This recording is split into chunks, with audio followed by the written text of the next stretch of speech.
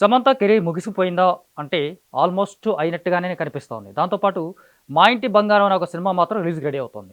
ఆ cinema release date సంబంధించి మే 15న cinema release అవుతుందని చెప్పేసి అనౌన్స్ చేశారు. అంటే మే 15 అంటే మంచి సమ్మర్‌లో రిలీజ్ అయ్యేటువంటి సినిమా ఇది. ఆ క్రమంలో తర్వాత వచ్చిన సినిమాలు కావచ్చు, అంతకు ముందు వచ్చేటువంటి సినిమాలు కావచ్చు, లేకపోతే ఆ సినిమాలతో పోటీ పడేటువంటి సినిమాలు కూడా చాలా చాలా ఉండే అవకాశాలు కూడా చాలా స్పష్టంగా కనిపిస్తా ఉంది.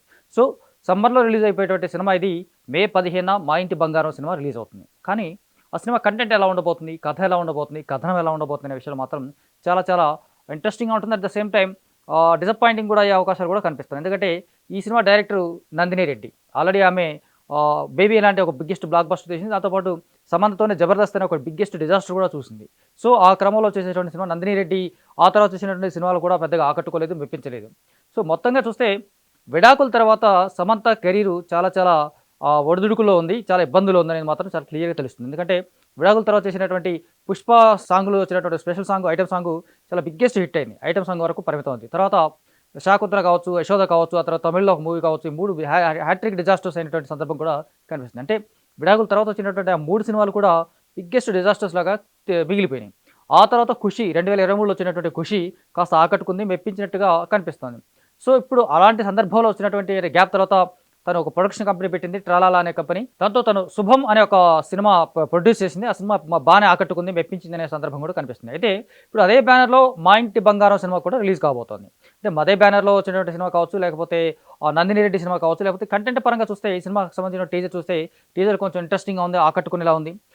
దాంతో పాటు సర్ప్రైజింగ్ ఎలిమెంట్స్ కూడా టీజర్‌లో చాలా ఉన్నట్టుగా కూడా మనకు కనిపిస్తుంది. అంటే దాంట్లో యాక్షన్ సీక్వెన్స్‌లు అంటే చీర కట్టుకున్నటువంటి సమంత తను బస్సులో చేసినటువంటి ఒక ఫైట్ యాక్షన్ సీక్వెన్స్ కావచ్చు, లేకపోతే కొంచెం వైలెన్స్ కావచ్చు.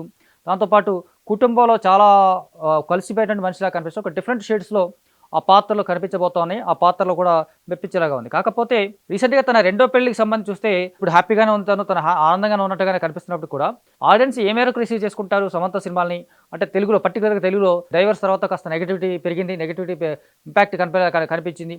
దాంతో పాటు తన సినిమాలు కూడా ఫ్లాప్ అయ్యి ఉన్నాయి. కాబట్టి ఇప్పుడు ఇప్పుడు చేయబోయేటువంటి సినిమా ఎలా ఉండబోతుంది?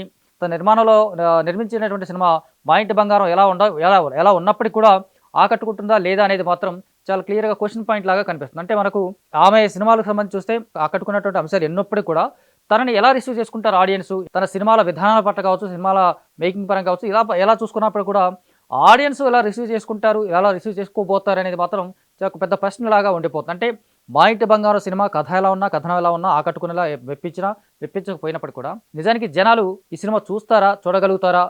తన మీద ఇంకా అంచనాలున్నాయా? యాక్సెప్ట్ చేయగలిగేటువంటి అవకాశాలున్నాయా? ఆడియన్స్ ఈమెను యాక్సెప్ట్ చేసేటువంటి అవకాశాలున్నాయా? అనేటువంటి రకరకాల ప్రశ్నలు కూడా మిగిలిపోతా ఉన్నాయి. సో, నందిని రెడ్డి డైరెక్షన్‌లో రూపొందించినటువంటి సినిమా, తన సొంత బ్యానర్‌లో రూపొందించినటువంటి సినిమా ఇది. రెండో పెళ్లి తర్వాత రాబోతున్నటువంటి సినిమా ఇది. చాలా కొంచెం ఇంట్రెస్టింగ్ ఫ్యాక్టర్స్ లాగా కనిపిస్తోంది. టీజర్ కూడా బాగుంది. సో, ఇవన్నీ ఇప్పుడు కూడా జనాలు ఎంతవరకు రిసీవ్ చేసుకుంటారనే పాయింట్ మీదే ఆధారపడి ఉన్న సినిమా. మొత్తంగా అయితే సినిమా మే 15న రిలీజ్ కాబోతోంది.